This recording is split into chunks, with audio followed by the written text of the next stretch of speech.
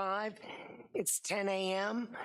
and I call to order the Town of Bowling Green Town Council special meeting. Would everyone please stand for the Pledge of Allegiance? I pledge allegiance to the flag of the United States of America and to the republic for which it stands, one nation under God, indivisible, with liberty and justice for all.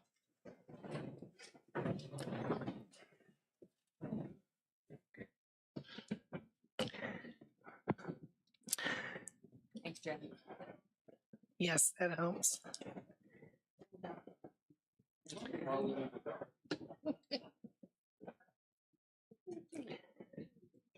I'll now take a roll call. Councilwoman Davis. Here. Councilman Voigt. Here. Councilman Webb. Here. Councilman Chenault, not present. Councilwoman Coyle. Present. Councilman Stork, not present. Councilman Hageman, present. We have 5 of our council persons here, and we have a quorum. The first item on the agenda is the amendment to a tax-exempt multiple advance term promissory note. And at this time, I will turn this over to our town manager.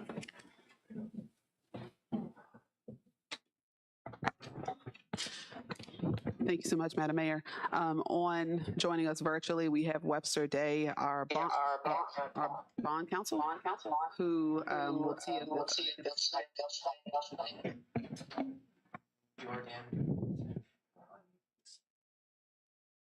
And they can hear us when they speak.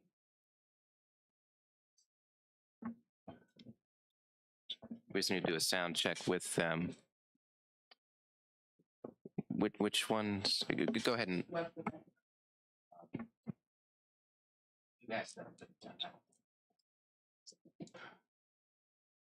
Webster, can you Hey, and yes, I can hear you. There's a little reverb going on, but hopefully it's just this direction, not that one.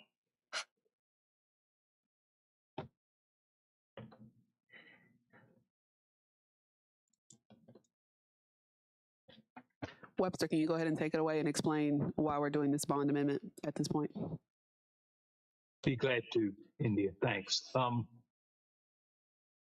In April of 2021, the town entered this interim loan with CoBank to finance the project, with the long-term financing coming through rural development of the United States Agriculture Department. And under the rural development regs, that long-term financing cannot be in place until the project is complete. The note was originally scheduled to mature in 2023, but due to some delays in the project, it was amended at that time to extend the maturity to the end of this month. April 29 is the current maturity. Since the project's not complete, CoBank has agreed to extend the maturity to April 9 of 2026 to give the town time to complete the project and enter into long-term funding with rural development. So the resolution that council has before it is simply approving the form of amendment to the note that's attached to Exhibit A to the resolution, and authorizing either the mayor, vice mayor, or the town manager and the clerk of the town to sign the amendment and provide it to CoBank. With that, once that's done, the loan would be extended to a year from now. And ultimately, this is probably the final extension, because under the Virginia state law, interim loans of a locality for bond anticipation notes cannot be extended beyond 5 years from the date of their initial issuance. So since this note was initially entered into in 2021, the final maturity can't go past April of 2026. That is it in a nutshell. I'm happy to answer any questions that might arise.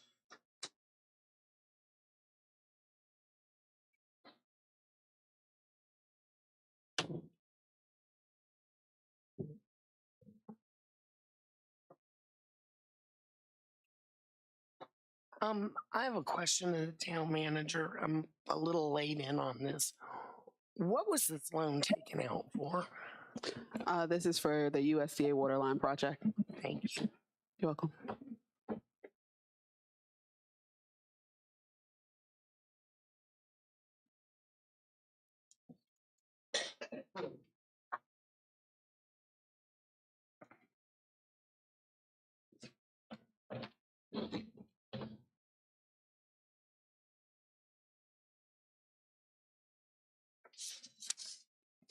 Are there any questions from council?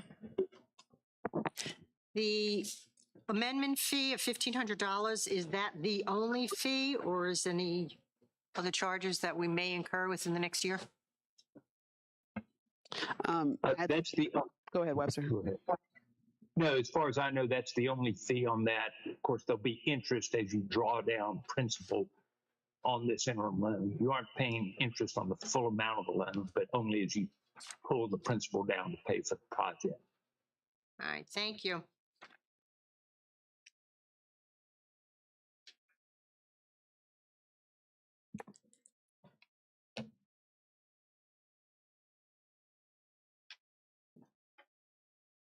Welcome.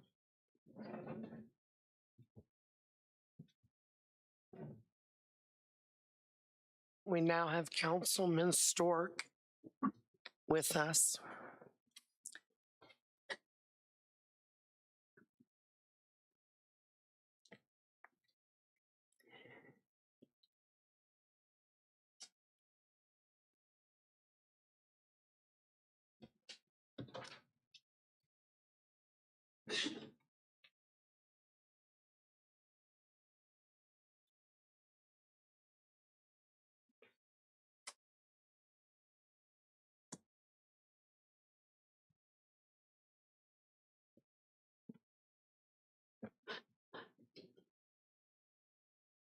And Webster, we usually have a draft motion for council to consider. So could you tee that up in terms of the resolution that would need to be approved for this in a motion for them to consider? Sure. I would suggest that make a motion to approve the resolution authorizing an amendment to the town's tax-exempt multiple advanced term promissory note, RD/RUS interim loan anticipation note, note number 00132964T01, dated April 29, 2021, as previously amended. And that resolution would be in the form as presented to council today.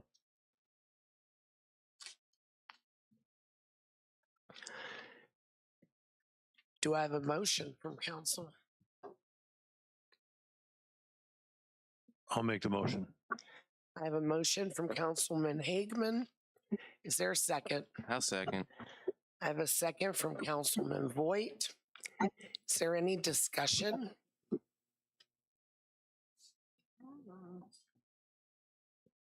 All right, I'm going to take a roll call for this. Ms. Davis? Yes. Mr. Voigt? Yes. Mr. Webb? Yes. Ms. Coyle? Yes, although I think I had a question, but can Go ahead. So on the resolution and the amendment, number 5, execution counterparts are different, the text. Is there a reason for that, or? Webster, did you hear her question? Yes, but I'm not. I'm trying to find exactly what the issue is on Number 5, Bruce?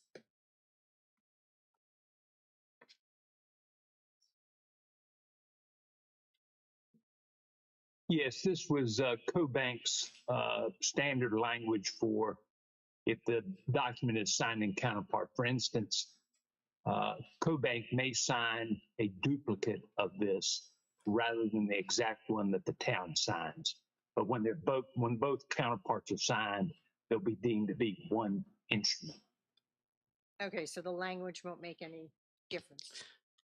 And Webster, while we're there, I'm just going to strike through the town manager line and add the mayor, since I've served as both the manager and the clerk, so that at least there's 2 signatures. Perfect. Okay. Yes. Thank you. So your vote, Ms. Coyle? Yes. Mr. Stork? Yes. Mr. Aikman? Yes. Motion passes.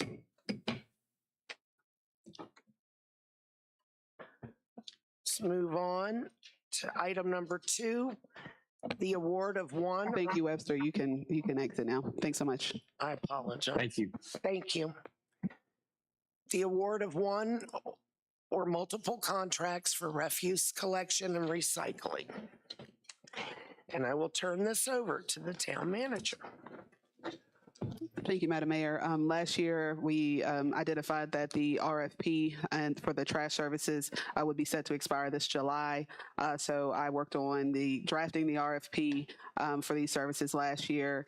It went out for procurement, and then Mr. LaRiviere and Mr. Ashcraft handled the procurement, and we're now with you with an item for consideration for the next year's process.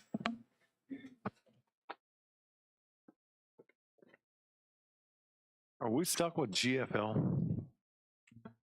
The staff recommendation before you is to award both the residential and commercial refuse and recycling services to GFL. And just to give you some background on the process, after the RFP went out, we received proposals, only 2. One of the bidders only bid on commercial, GFL bid on both. We established an internal procurement review committee with myself and Mr. Ashcraft, analyzed the proposals, and the staff recommendation is GFL for several reasons. The one being in the memo is price. There's a slight reduction on the residential utility bills, as you'll see in the memo. And then a more significant reduction in the commercial side. It was approximately 50% less than the other proposal that was received.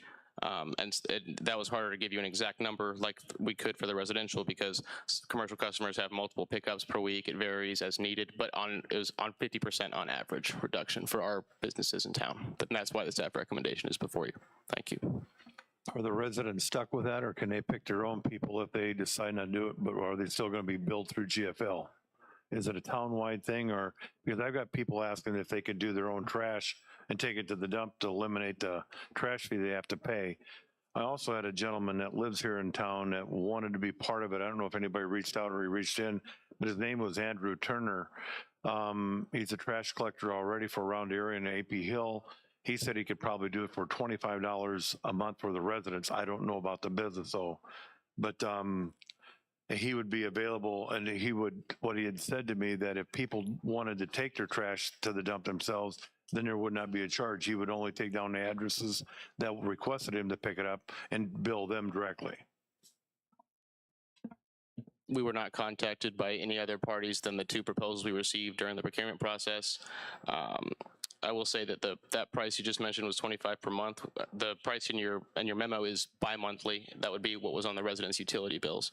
And as to whether residents can opt out, I believe that in Town of Bowling Green, standard practice is that it's mandated for residents to be on our trash services. So. I would also add that this process was handled and posted to the state procurement agency, so EVA, for proper procurement processes, and to ensure that as many people had the opportunity to bid on this as possible. And we did receive the 2 responses, as Mr. LaRiviere mentioned. So to ensure a unified trash service, to ensure public health and safety, we are recommending to go forward with the options that you have before you today. Mr. Stork? JC, so is it a break-even proposition? The money we collect from the citizens and the cost from GFL, is it a break even? Are we subsidizing it at all? As the current practice is that we've essentially been a pass-through, that we are the billing agent in this legal relationship. Okay. And essentially, yes, the residents pay us that money, we give that exact money to the vendor. Okay. Okay. Ms. Coyle? So when we contracted with GFL 4 years ago, they said they weren't in the commercial business. So now they are in commercial. We will get rid of waste management and we're now GFL commercial. GFL did submit their bid on the commercial So- side as well. When did they decide to do commercial? They just, May I maybe jump in? Go Our ahead. contract wasn't with GFL, it was with Shiflet that got bought out by GFL. So maybe they revised since then. That's solid. so GFL wasn't doing commercial even when they bought them out. So they just decided to change that. All right, that's cool. Waste management I had issues with anyway. How long is the contract for? 3 years? The negotiations have yet to be finalized. The prices quoted here are solid for 1 year. And that's the term of the contract is what will have to be negotiated by staff. And that's what we're asking for authorization to do, to negotiate and then execute.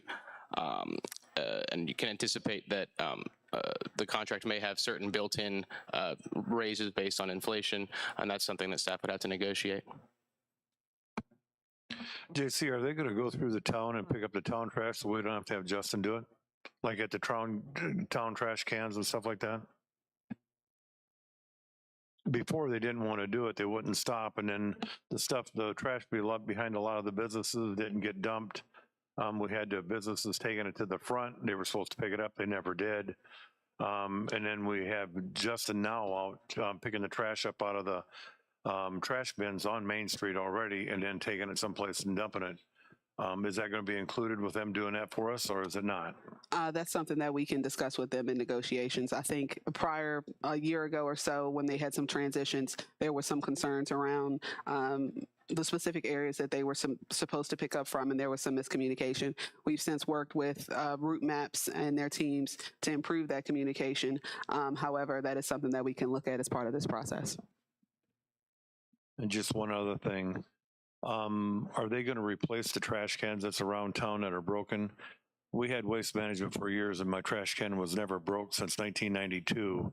And since they took over after Shiflet, both of my cans are busted up really bad and they don't seem to want to replace them. They weren't broke before they started. And once they started, they just, I don't know what they do. They squeeze them too hard. They bang them too hard against the truck, whatever, but both of mine are busted. And doing walking now that I'm doing, I'm seeing busted trash cans all over town. Councilmember Hagman, the short answer is yes, they will handle that. We just have to be notified and we work with them to get the trash cans to the customers who are in need of repair or replacement. Okay, thank you. I know they replaced mine in a very timely fashion when I reported it. Yeah, I haven't asked. It's just that, I mean, they see it every week when they come and pick up my trash that they busted my cans, but they don't bring me any new ones. I mean, the lids are cut in half. I got a big crack down the back. Trash falls out of the back of it. It's just like, they see it every week, but they don't do nothing for it. I get it. Report it to the office so that they can notify them and you'll get a new trash can. I would like, go ahead. Yeah, just not to make this a naggy session, but kind of tailing on to Randy. So when they drop trash in the street, can we get them to pick it up? Because they usually leave it there and keep going.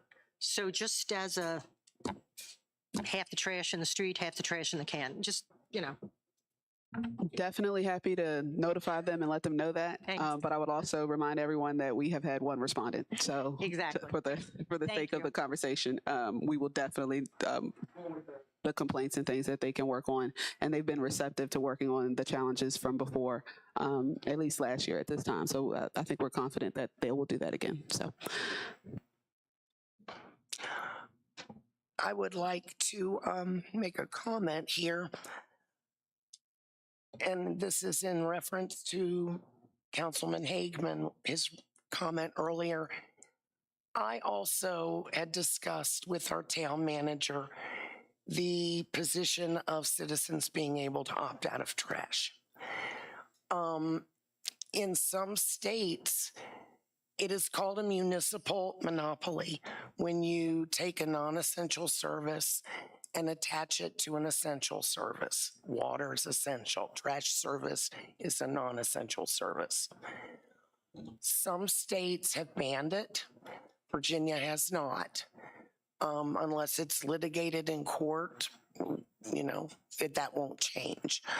But I will say, in speaking with the town manager, one of the reasons that it makes sense for the entire town to have their trash picked up is rodent infestation. There are people that, given on their own, they take their trash, it will be taken in such an infrequent amount of time that it will increase the rodent population in our town, which we do not want, which will also in turn bring more snakes in and other vermin. I know that there will be negligent people. You know this by driving around town and seeing who mows their grass in a timely fashion and who doesn't. We all do things at our own speed.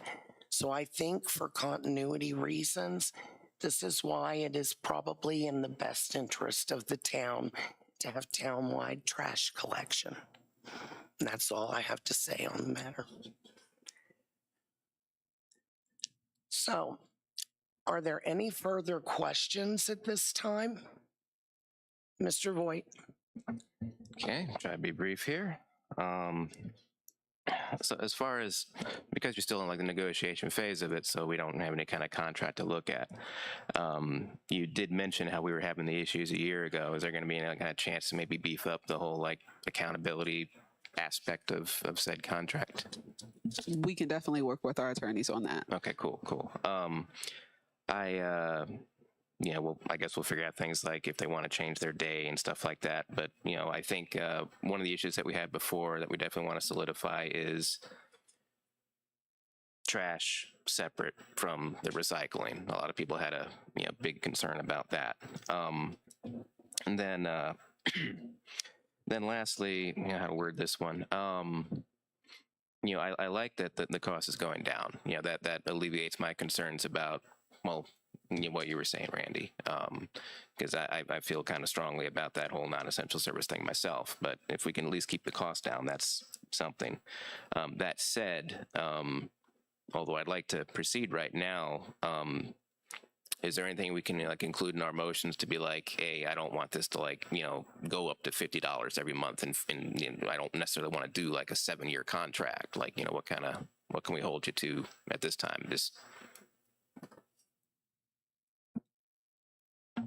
I think that we can discuss with the attorneys a way to try to get to that goal. As JC mentioned, escalation, fixed pricing could be included in the contract, and we could possibly add a not to exceed amount, which would trigger some either termination or a consideration for termination if it were to exceed, in which case we would have to go back out for a provider, which I think we mentioned a little bit earlier. This seems to be the only responsive one in the area for both residential, or at least for residential services. So I think we just have to keep that in mind as well.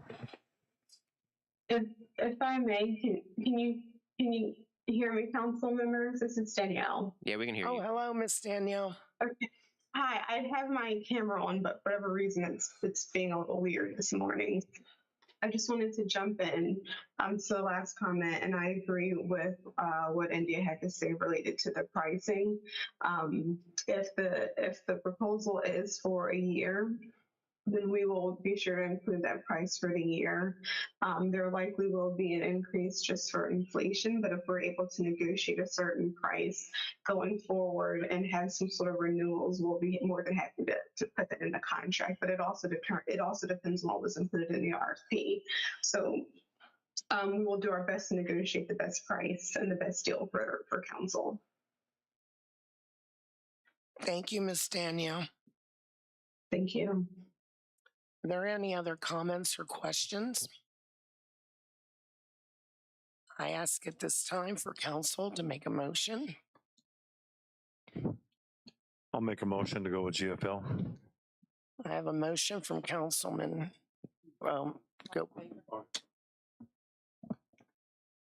I move, I apologize to jump in one more time, but just to be clear, the motion is to go with GFL for both commercial and residential, correct? Correct. He's going to read the draft motion. Daniel, he's got it now. Okay. Thank you. I'm sorry. I move that the council vote to authorize the town manager to negotiate and award the contract for refuse and recycling services to GFL Environmental and execute transition documents. That's for residential and commercial trash pickup in the town of Bowling Green. I have a motion from Councilman Hageman. I'll Is there a second it. Second from Councilman Boyd. Is there any discussion? I'm going to take a roll call. Ms. Davis, Yes. Mr. Voigt, Yes. Mr. Webb, Yes. Ms. Coyle, Yes. Mr. Stork, Yes. Mr. Hageman. Yes. Motion passes.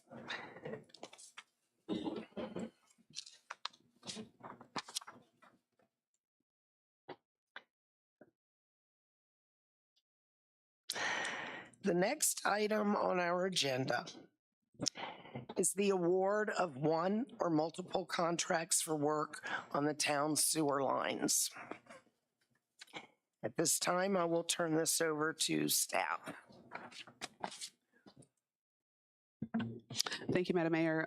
As you know, we brought this item to you at the last two council meetings. Staff has been working diligently to investigate this issue and come up with a proposed plan that is both effective in the short term and the long term. Our staff, Mr. Sean Fortune, has been working pretty much 7 days a week on this item, working with various contractors to ensure that this is at least mitigated to the best of the ability. Ms. Olivier has been working with various regulatory agencies as well as our state partners at VDOT, and myself has also been working on trying to procure the best vendors and contractors to fix this solution both in the short and the long term. I'll hand it over to Ms. Olivier to speak a bit more about the actions proposed before you today. So just to summarize the staff recommendation for you all, we're requesting two council actions today. One is to rescind the previous award of the bypass pump to Rain for Rent and authorize staff to execute transaction documents with United Rental on an emergency basis for the installation of the bypass pump. Basically, the reasoning for that, it was that we were seeking to find a solution that would satisfy VDOT requirements, as well as minimize impacts to our downtown commercial core on Main Street. We're confident that we now have a solution that achieves both of those goals and at a much better price than before. The town manager worked with our partners to obtain the new vendor, which can achieve those two goals and at a significantly lower price. So that's the first action. And then second, as to the more permanent solution, staff is recommending that council rescind the previous approval from several meetings ago to execute an invitation for bid procurement process and rather authorize staff to execute a contract with a contractor for the full replacement on an emergency basis. And to define full replacement, we're looking at approximately replacing approximately 520 feet of gravity sewer line and 2 brick manholes. Thank you.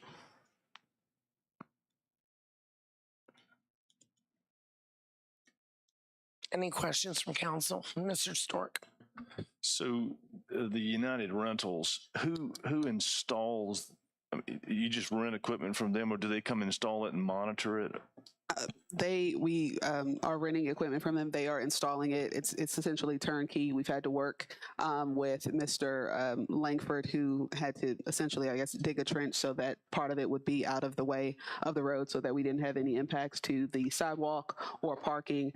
We actually worked with a vendor who came on site and we took a look at some various options, including one that would run this bypass pump further behind Main Street and keep it off of Main Street so that it's not obstructed or in the way of any of our businesses or pedestrians or any vehicles. So it'll actually be run kind of around the backside of Main Street to a manhole at Trawalla. Since our last meeting, we discovered that another section of the pipe had collapsed where we initially wanted the bypass pump to be routed to, but that was no longer an option, which was also part of the reason for a bit of the delay.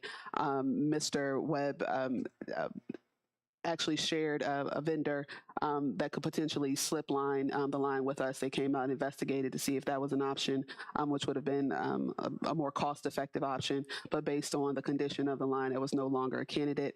We looked at another option as well, but also based on the condition of the line, that was no longer a candidate and the riskiness of that not being a viable solution. And after discussing with VDOT, so after pretty much exhausting all of our efforts with everyone that we've reached out to and worked with over the last several weeks, the full replacement is kind of where we are at kind of back where we were at square one.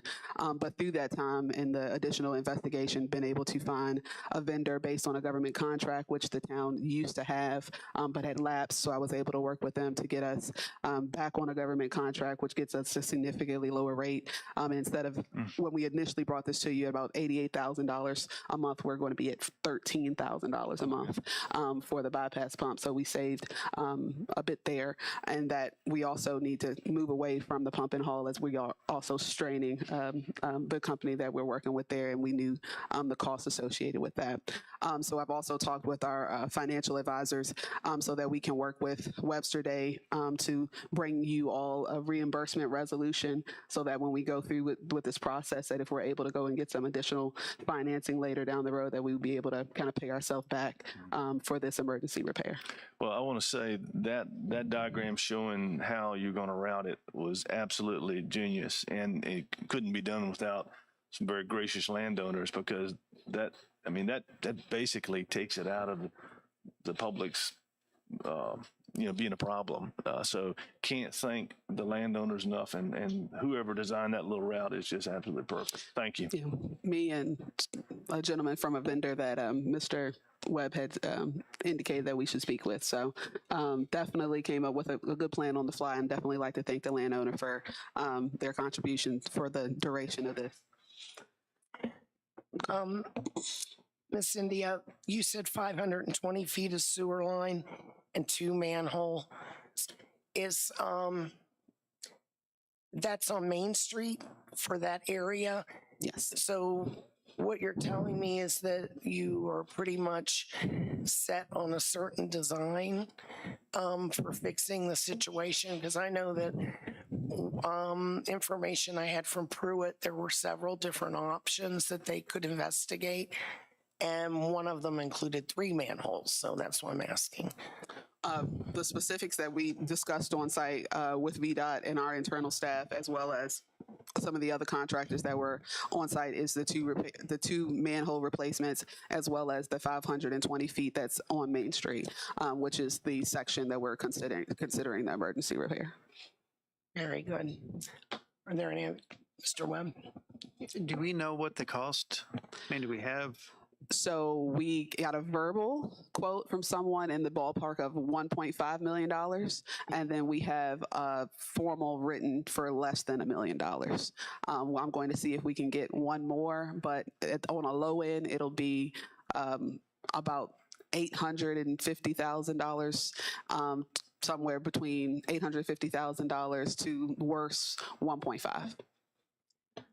So the 1.5 is for the full replacement on the west side of Main Street, the where the actual pipe is collapsed. So that was my understanding. The 1.5 was to go in and to dig in and replace that. Some of the other options that they were looking at were less costly, but we didn't know if they were doable through VDH. So have you spoken with them? Based on the staff that we've contacted and the contractors that we've talked at, we've looked at an apples to apples comparison.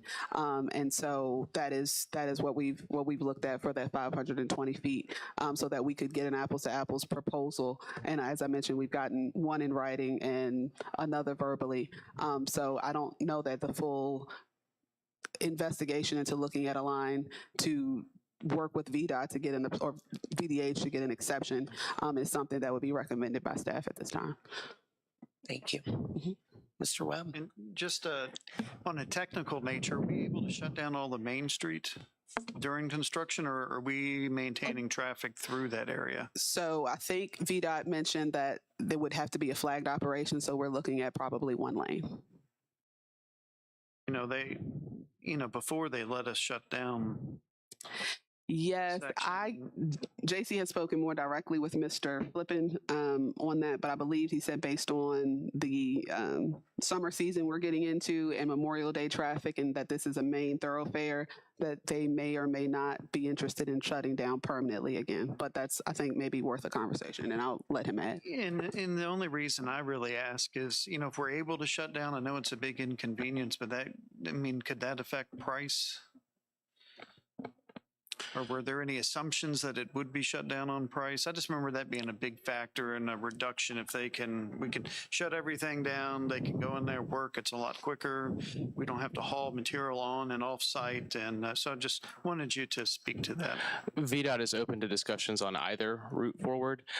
There are several assumptions in play, considering the lack of plans and the age of these pipes. The current assumption is that there are only laterals on that side of Main Street, which would potentially allow us to only impact that side of the street, and then if VDOT is willing to work with us on restoration, maybe we would only have to restore fully that side of the street. However, if laterals are discovered on the other side of that sewer line, the whole street would potentially be impacted, which would require a complete shutdown potentially and full restoration. Mr. Stewart? So if they flag it during the day or shut it down, at night they cover it with plates and you can drive on it, right?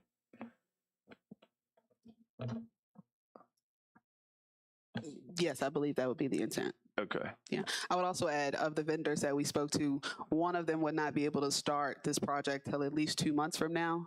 So we're looking at June or July. And the other indicated that they could start relatively quickly, probably within the next week or so. So I think that's also worth consideration. So are we saying that the businesses on the east side of Main Street, the sewer goes out the back? I'm assuming, yes. Yes, that's the assumption. Okay. Yeah, from my understanding, when doing an investigation and talking about different people about it, everybody on the east side goes out the back, goes up to Enid Street, and then comes into a manhole there by the gun shop, and then heads down South Main Street. And then everybody on my side of the street, the hardware side, the west side, drains into that line. The biggest downfall we got is right there by the gun shop, because Bill Webb was telling me that the apartments and the inns that he's got there for the military, that's all draining to the Main Street line and then on down to the end. And there's no problem with that. It's what's in front of the gun shop where 16 feet, or I think it's collapsed or something like that. And with that, if they repaired the 16 feet in the manholes, can we not sleeve the rest of the stuff, like going through past the front of the stores? Because that's 14 to 15 feet deep, and there's pressure from the buildings. That's a concern as far as caving in.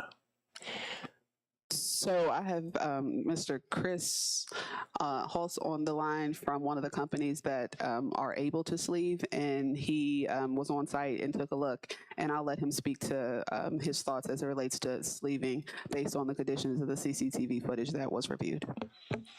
Chris, if you can unmute yourself, please. Yeah, can you hear me?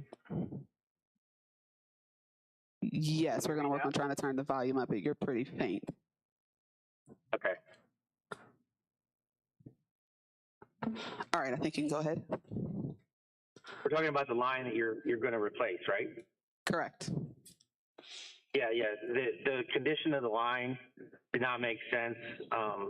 You would have to do several point repairs on that line for us to line it in order to be lineable. It made sense economically for you guys to dig and replace the entire thing. Sleeving would be possible, but there would have to be several digs ahead of that for us to line through because the pipe was collapsed or partially collapsed in a couple different areas.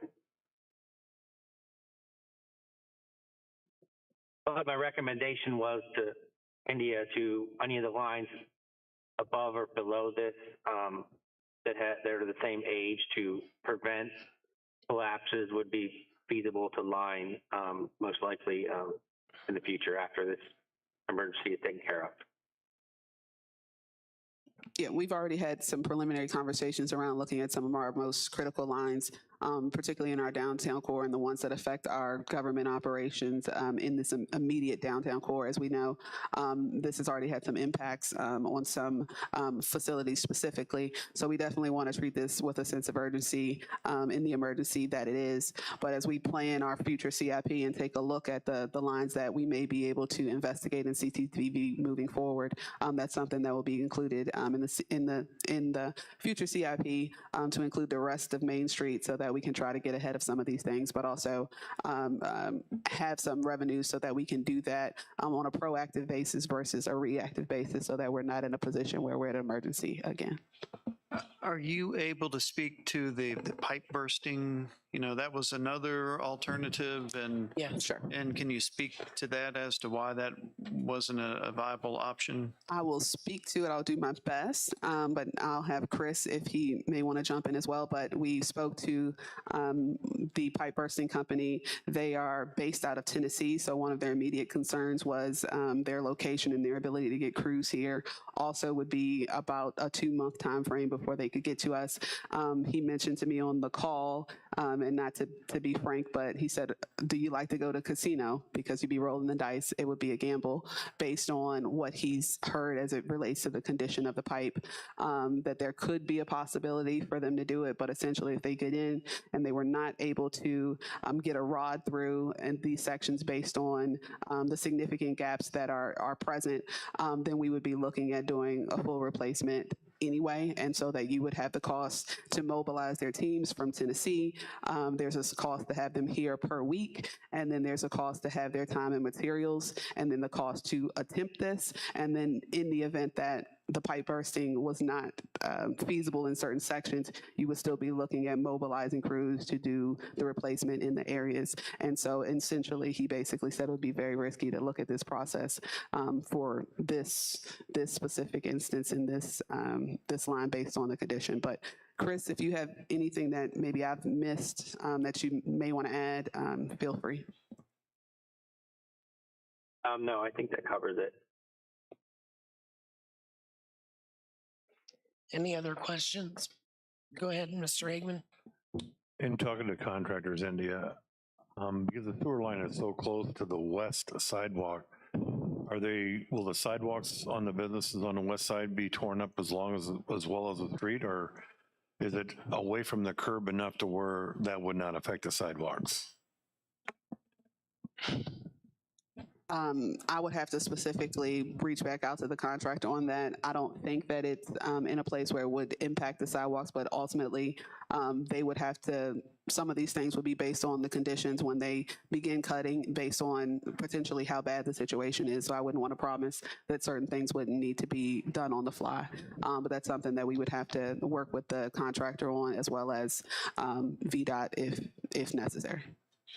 And if not if, but when we do this, what is the time frame from start to finish? Are they saying that it would impact? I'm looking out for the businesses. How long will it impact the businesses on them being open or walk traffic or whatever? So I've heard various timeframes from 45 days to 60 days. So I think on a conservative end, we could be looking at a month and a half. On a not so, on a in the worst scenario, probably 2 months, depending. Some of that is weather related as well. Okay, thank you. Mm-hmm. And I will say, as part of this process, I think there'll be some creativity and innovation that'll probably need to take place on the part of our business owners. One of our business owners recently went to a Main Street conference, and they heard a session on what communities have to do in instances when you have long-term infrastructure projects. And one of the ideas presented there was to ensure that the entrances could be kind of accessed from the back portion of the street. So it's maybe some temporary signage on the back side of those businesses. And that's something that we can probably try to work with businesses on to help them with directional signage as much as possible so that they can be impacted as little as possible throughout this process. But I think in speaking with some business owners, I think the sentiment is also that we want to get this done and get this done right and get it done once so that we don't have to keep coming back to this, particularly on Main Street in the future. So I think we're all in the same place, and our hearts are all in the same place on this item. You said that this would not impact the sidewalk. One of the contractors that I spoke with talked about that it would impact the sidewalk if they were to replace that pipe. You have step downs for trench boxes. So are you talking about going out in the street and working from that direction? Madam Mayor, I think I said I think that it won't impact the sidewalks, but I'm not sure, and I would have to work with the contractors on that. But essentially, they're going to have to do what they have to do to get the job done, and that's really what it boils down to. Okay, thank you. You're welcome. Go ahead, Mr. Stewart. And where are we going to get the money from? So in speaking with Ted a bit earlier, we obviously will have to look at places that we can obtain some funding for this. We'll try to work quickly to see if we can obtain some financing. Otherwise, we'll have to work with the cash on hand that we have because we don't have any other choices. I think maybe there's also maybe some opportunities to work with some regional partners potentially, given that this is an issue here in town. But it's also definitely an issue that's affecting operations as it relates to the sheriff and the courthouse. So I will leave some of that up to council to discuss some methods that may be beneficial to move forward to try to get this process done. You want to add anything? Yeah, I'm technical with that. As the manager said,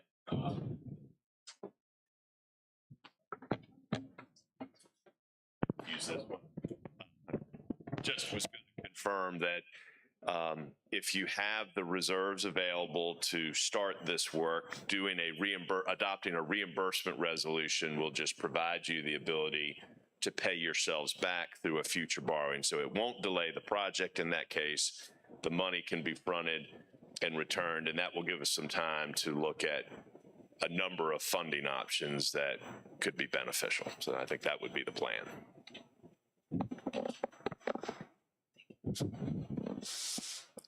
Are there any other questions from council at this time or staff? Yeah, I had some. Go ahead, Mr. Voigt. Okay. So when we were first talking about the pump around, I was kind of under the impression it was going to actually be going for a little while. So with this, I got a two-part question here. Can you define a little more what's meant by, rescinding and going to an emergency basis in the context of the pump around is with that new length, is that like not going to be considered as reliable? We just want to get off as fast as possible, or I'll stop there and then I got another question after. Sorry, could you clarify the last portion of that question? Well, I guess I'll repeat the first part of, I had thought we would be on the pump around for maybe a couple months because we were always talking about it's going to cost X a month. So I kind of thought it was going to be, 2-4 months while we get everything situated for the big replacement. Now we're talking about something where we're going to still do it as soon as possible. And then we're also like committing to, like you were saying, get the big fix in just a couple of weeks. I'm not saying not to do the pump around, but I'm just like, why the rush to do that when we don't have everything in place funding wise for the thing? Why is there such an onus on doing both things at this moment? Is there any kind of change in the engineering of the pump around to where it's like not a good idea to do for a long sustained time? So I think going back to the conversation around the bypass pump was because of some of the concerns and the risk with continuing the pump and hauling process. We obviously have to rely on their staff and their ability to do that. And in significant rain events, we've had to increase that up to sometimes 12 to 13 times a day. So this provides us with some more certainty because there are variables such as weather. There have also been some instances with some reliability on the ability to have the pumping done in a manner quickly and efficiently so that it doesn't affect any facilities, so that there isn't sewer backing up into certain facilities. So I think this bypass pump gives us more certainty. It also would allow us to, again, move forward with the plan as planned, but so that we're not as reliant on the pump and haul, essentially. So there's no really difference in the reasoning behind the bypass pump. You're still looking at probably, by the time we get this in and the time that it mobilized, we're still looking at probably about 2 months to 3 months. So it still will be around for a couple of months anyway, through the duration of the process. So hope that answers your question. Yeah, I mean, I might have misspoke. I certainly wasn't trying to say we should stay on the pump and haul. If I said that in place of pump around, I apologize. No, I was just getting at, all right, let me just ask more specifically. Emergency basis, in the context of this motion, what does that mean versus what we had up until today? Are you referring to the emergency motion on the bypass pump? Yes. So we have to rescind the previous approval and award to Rain for Rent and go with the new vendor who can execute the plan that has been designed. And the bypass pump is needed for multiple reasons, as were already discussed. Plus, the bypass pump has to be in for the floor replacement to occur anyway during that work. So the previous one was an emergency basis as well. Oh, okay, We just need to switch the vendor, basically. Sure. Okay. Well, that part's fine. Go ahead, Mr. Webb. Well, what do you mean by, I mean, I guess I'm kind of curious now, like what does emergency basis mean versus let's just get I mean. An emergency basis, it's a term of art in procurement law. Basically, you can do emergency procurements, and there's a certain way you have to do them and a certain notice you have to put out. So it's just called an emergency procurement. And it gives us more flexibility. Danielle can speak. I'll ask the town secretary to jump in. Madam Mayor, if I may, the difference really between an emergency procurement and, say, issuing an invitation for bid or request for proposals is really the time frame within which the procurement is on the street, right? So if you're issuing a IFB or an RFP, that means it needs to be out for at least 10 days to get competition from however many people want to bid on a particular project. You put it on the town's website, you put it on EVA. With an emergency procurement, there is no requirement that a solicitation be advertised for a minimum of 10 days. That 10-day requirement is gone. Emergency procurement also means that unlike RFPs and IFPs, you don't necessarily need to get all the competition in the world. It just means that you get competition as is practical based on the circumstances. And so as I understand it, both Indy and JC have looked at different companies to get some different quotes in order to ensure that their prices are competitive, and under emergency procurement that is sufficient. So the biggest difference, to answer your question, the biggest difference between emergency procurement and the other types of procurement is the amount of time that the solicitation has to be advertised. Does that answer your question? Yes, thank you. Thank you, Great, Dan. you're welcome. I guess what my question is, if you have a bypass pump and it's going to be good for several months, then I wouldn't think we would need to execute a contract with a contractor on an emergency basis for the actual sewer replacement, because we have that time to go through the process in the correct fashion, the 10-day. I mean, unless the bypass pump should be able to buy us time and be able to get us the most cost-effective contractor to do the work on Main Street because it affords us the extra time to do our due diligence. Or am I incorrect? Go ahead, Ms. Davis. I would like to say I've been on council 12 years, and this is exactly what we do with everything. We wait and we wait. My idea is to do this yesterday. I'm tired of this, let's put it off, and if we got to raise taxes or whatever, we got to do it. We have no option here. So let's stop wasting time and do it. Thank you. Any other comments from council, Mr. Hagman? What are these pictures we're looking at? Where is this at?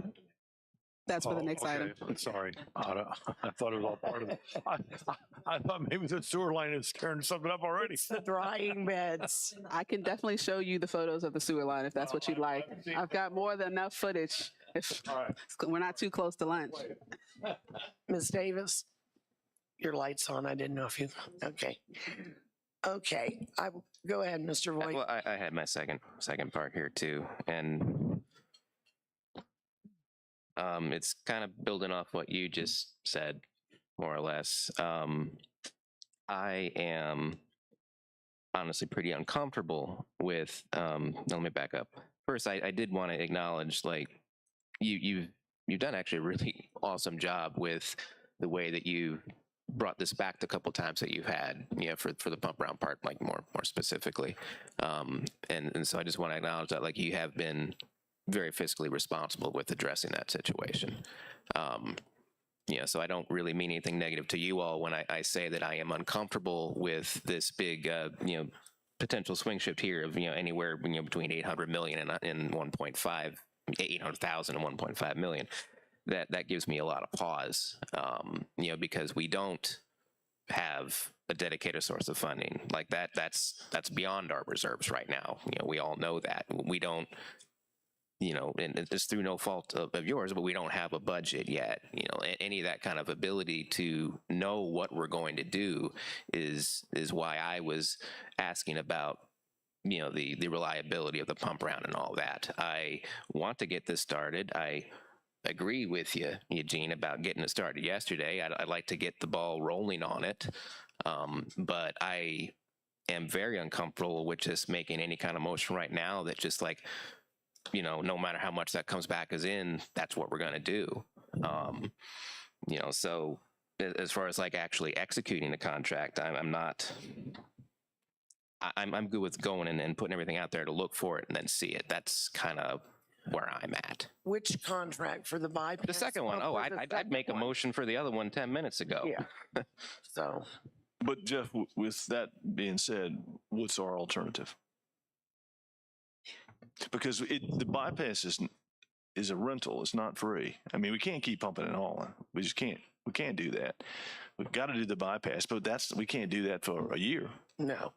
So I mean, what's the alternative? I mean, I'm with you. It's where's the money coming from? I asked that, and we're going to figure that out. We're going to have to borrow it. Probably have to pay some money up front that we do have, and then jump right on borrowing it. But I mean, what else do we have? We don't. I feel, and I respect every other opinion different than this. I feel a certain responsibility in the fiscal sense to see what I'm okaying. Okay, if I kind of, like, leave it at that, and that's all I mean by that. Like, I'm not saying no, and when it comes back, like you're saying, I don't really see any real ability to say anything other than yes when it comes back, but that's just where I'm coming from. Good, Miss. I'd be happy to answer some of those. And Ted is here. And I think back in March and back to the strategic planning process, I think I've been trying to be very intentional about explaining some of these things as it relates to capital financing and building reserves and budgeting and trying to financially plan so that we can kind of get back on the right track, as well as accomplishing getting the first audits done in the town in the last 5 years. So while we may not know where things are exactly, I think we're getting in a better place. But as as Davenport's financial advisors' work has been completed, they've already shared in March that we need to be looking at raising rates somewhere between 20 and 30% just to get to where we kind of should be, and then to begin raising reserves and ensuring that we have some general fund reserves for emergencies as well. So I think just so we can make sure we set it level expectations as it relates to the budget conversations, I will be taking the advice of our financial advisors, as that's what they do, as a part of the budgeting process. I will also share that as Mr. Stork mentioned, that this is something that we probably can't continue to do for several months. I will also mention that our operations as well as county operations may be impacted if things don't work out just right. We think the bypass pump obviously will be a good solution in the short term, but there's definitely pressure from the county to ensure that we get this fixed soon, because the sheriff's dispatch has to operate, the county courthouse has to operate, and I think that we have to be good partners in showing that we're doing our best due diligence to get this done in an expeditious manner. Now, if the county wants to help, in some ways, happy to have any help and assistance on this process as we work through it. But we definitely want to ensure that we're doing all that we can. I'll let Ted talk about he already mentioned the reimbursement resolution that we may want to consider. But I did just want to bring back the items that he mentioned before, and when it was RT, about the 20 and 30% to ensure that we can get ahead of some of these issues moving forward. I will also share right now, we're looking at, in the conversations we had with VDOT, impacting the Memorial Day holiday. And as we know, our town is very reliant on meals taxes. So the more we get into the summer and tourist season, we have impact. And then the longer we delay, people will be asking me, will we have a harvest festival? And I won't be able to have an answer for them. And so the other portion of this is if that's one of our biggest drivers for our tourism as well. I think we need to have some certainty around that. And then ultimately, we don't ever want to have a catastrophic event in the middle of the street because we chose to delay and delay and delay. And that would be on all of us if we continue this approach. Yeah, I'm sorry. Mr. Hageman. Oh, go ahead. Mr. Webb. Well, the only thing I wanted to say, I think staff has done a great job in looking at all the other alternatives. We've looked at slip lining. There was a question. We got the experts out. They looked at it. You can't do it. And we looked at what was the pipe bursting, and so I think we've looked at other alternatives that that wouldn't shut our downtown down. And I think that, unfortunately, we need to move now. I agree. I think you're still going to get pricing. What I see the emergency is we just don't have to go through all these procurement procedures that cost us time, which in my opinion cost us money. Because I think we can still do just as good a job to get out there and get the best price that we can. But I think we need to move. We need to move now. And, I commend you for taking the actions that you've done and looking at everything. And I think that we've exhausted everything and we know what the solution is. So I'd like to see us move forward with it immediately. Mr. Hageman. That's just what I was going to say too, because talking to Sean, who's been working really close with a lot of these people on the outside, and India and JC as well, but Sean shared with me that there is a cavern underneath up there by the gun shop that a couple people can lay inside. So if that collapses near the sidewalk or a call falls in it, where are we responsible with the town for not taking care of it? To go a little bit farther, Jeff, on yours, you look at things, right now it might be 800,000 to $1.5 million. 10 months from now, it could be 2.5 million to $1 million or 1.5 million. Everything keeps going up. I think with David, I don't want to spend the money that we don't have, but I don't think we have an option at this point. When we had all this rain event the last couple of weeks, I do know, talking to a bunch of the county officials, that they're down in the 911 area with shop vacs, sucking it out of the toilets because it's backing up faster and they can suck it out because we couldn't keep up with the pump and haul. So something definitely needs to be done. Mr. Voigt. Okay, well, to re-clarify, I wasn't saying to not do anything.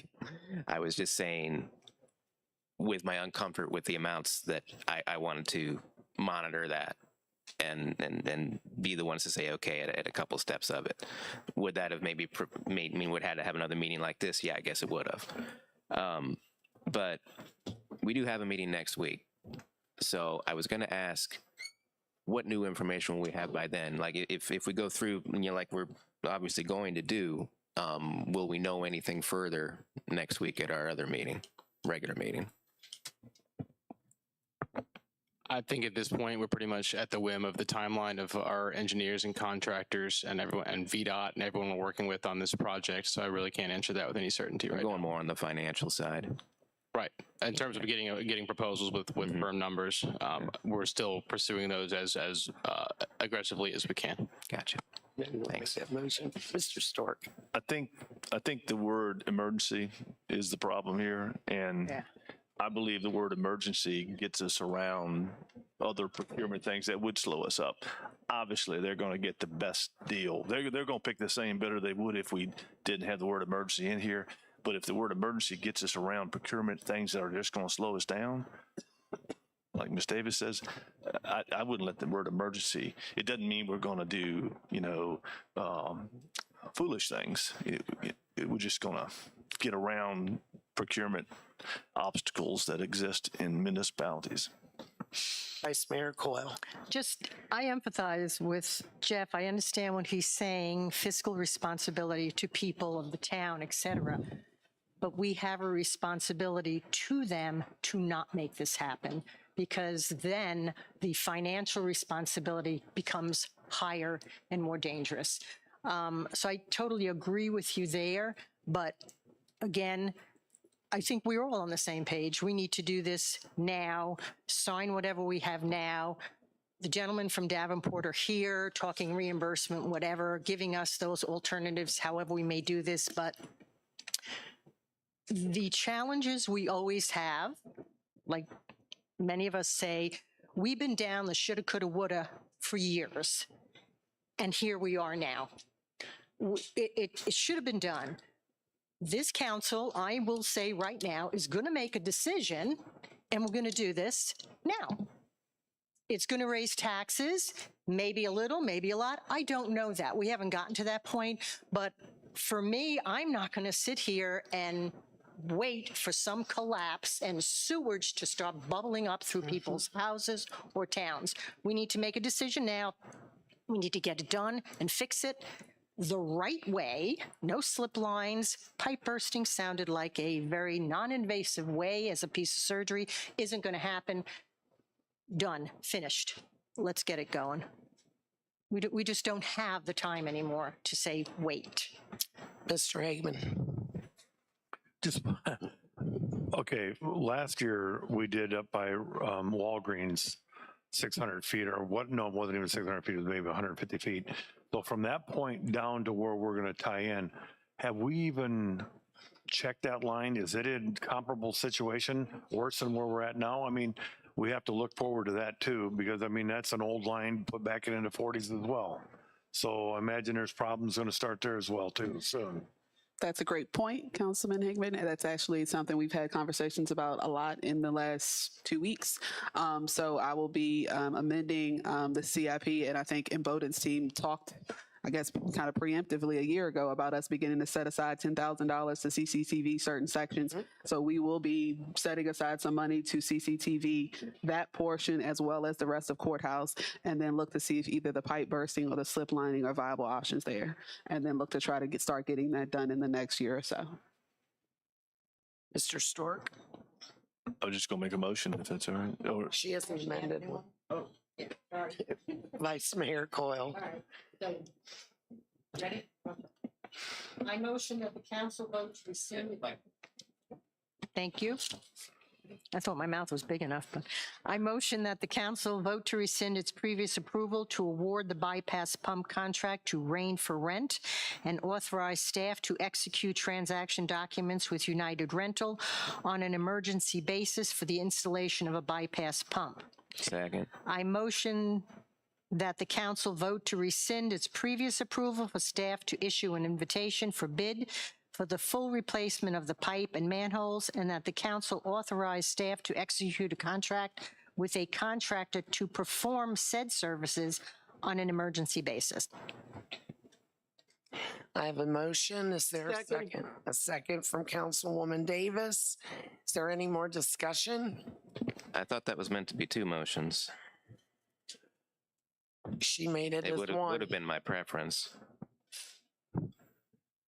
Let's stand in. Danielle, can you chime in? It's probably cleaner to have it as two separate motions. You can do it as one. I think it's clear, but I think it may just be the cleanest way to do it by two separate motions. Vice Mayor Coyle. Not meaning to give you a hard time, but if you wouldn't mind just separating them just for purposes of the record, that would be helpful. No, not at all. Thank you. Appreciate it, Jeff. Thanks. Thank you. So amend the motion. So to amend what I just said as one motion, because I just couldn't stop, I will reread motion number 1. I motion that the council vote to rescind its previous approval to award the bypass pump contract to Rain for rent and authorize staff to execute transaction documents within United Rental on an emergency basis for the installation of a bypass pump. Second. I have a motion from Councilwoman Coyle and a second from Councilman Voigt. Is there any further discussion? Okay, I'm going to take a roll call. Ms. Davis? Yes. Mr. Voigt? Yes. Mr. Webb? Yes. Vice Mayor Coyle? Yes. Mr. Stork? Yes. Mr. Hagman? Yes. Motion carries. All right, motion number 2, I motion that the council vote to rescind its previous approval to staff to issue an invitation for bid for the full replacement of the pipe and manholes, and that the council authorize staff to execute a contract with the contractor to perform said services on an emergency basis. I have a motion before us. Is there a second? Second. Second from Councilwoman Davis. Is there any further discussion? I will once again take a roll call. Ms. Davis? Yes. Mr. Voigt? Yes. Mr. Webb? Yes. Ms. Coyle? Yes. Mr. Stork? Yes. Mr. Hagman? Yes. Motion passes.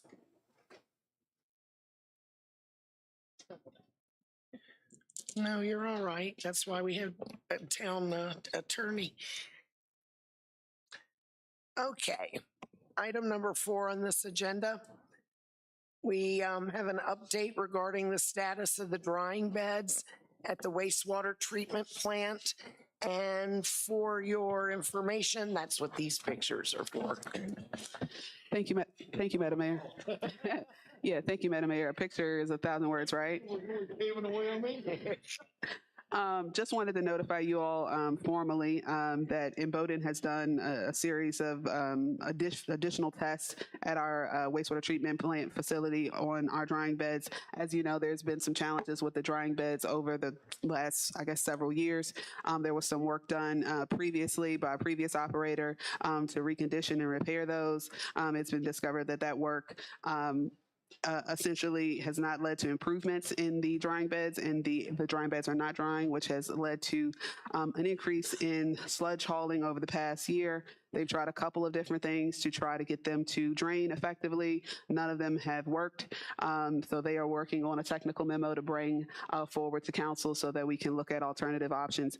As you know, we worked with previous Congresswoman Spanberger's office on attempting to get funding to address a sludge press. That funding did not go through at the federal level.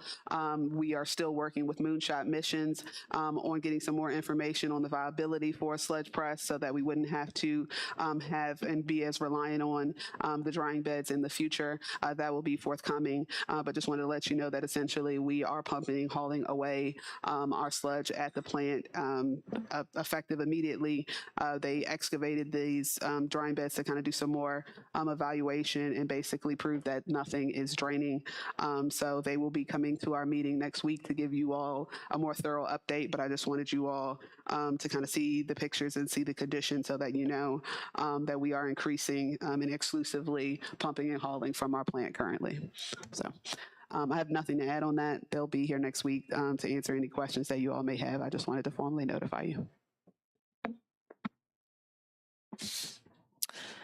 That clears up everything on our agenda. Are there any other questions, Miss? So we're hauling to the county? The county refused our sludge going back to, I think, last year, probably May of 2024. So we've been hauling to alternative locations since then. We are currently hauling to, I believe, Hanover, which is also an additional increase as well. And so, God, what was that fancy word? Philomenis. Philomenis.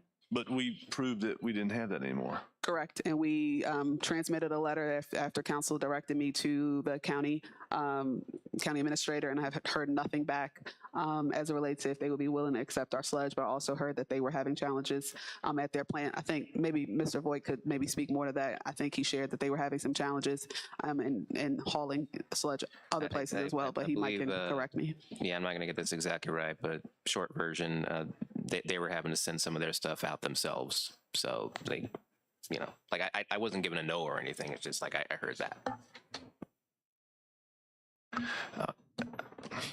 That irritates me. That's ridiculous. All right, so we didn't get a reply. Not as of yet. I don't believe I have anything in my mailbox. Okay, so how do we? I would like to see us direct staff to reach out to our representative on the Board of Supervisors and get a reply and to find out why we're not allowed to bring it down there. And if it's they can't accommodate it, fine. But that doesn't sit well with me at all. Councilmember Stork, thank you for that. I think actually I've had a couple discussions with some other localities, and not too far away, Hanover County and the town of Ashland actually have a joint town and county committee. And as much as I don't necessarily like the concepts of committees, I think when you're working governing body to governing body, they probably work well. So I would probably ask that if you want staff to work on some of these matters, that you all appoint 2 people to a commission so that we can start doing that in a more hopefully regular and frequent basis to begin to build that relationship with the county on some of these most important pertinent matters.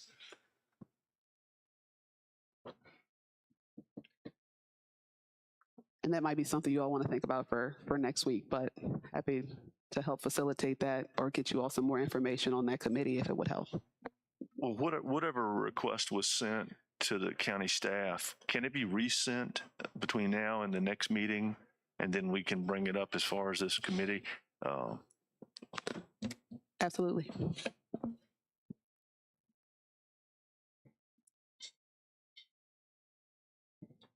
Is there any other business? Go ahead, Mr. Eggman. JC, this is going back. I thought about this too. This is going back to Sorry, I don't want to interrupt, but I don't think that you all can make additions to the special meeting agenda. So I'll defer to the town attorney, though. You mean my request about? He's asking about what we're talking about. I'm going back to something about the trash collection. Can I not? Danielle? If it's about trash collection and it's been discussed earlier, I think that's fine. Okay. Generally we're held to what's put in the notice. I think there's a provision in there that allows that to be waived if all council members are present. They're not all present. Okay, thank you. I can't tell from my angle. So Yeah, we're missing. yeah, so, okay, so yes, you're limited to what is noticed, to what was included in the notice for this meeting. Yeah. And if it's discussing trash, then we've already discussed it. I think it's probably fine. Go ahead, Mr. Eggman. No. No? We can talk offline. Oh, okay. Never mind. So is there any more business from staff about any of these items?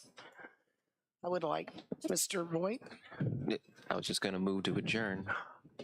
I will take that motion and second, and all in favor, raise your hands. Motion carries. Adjourned.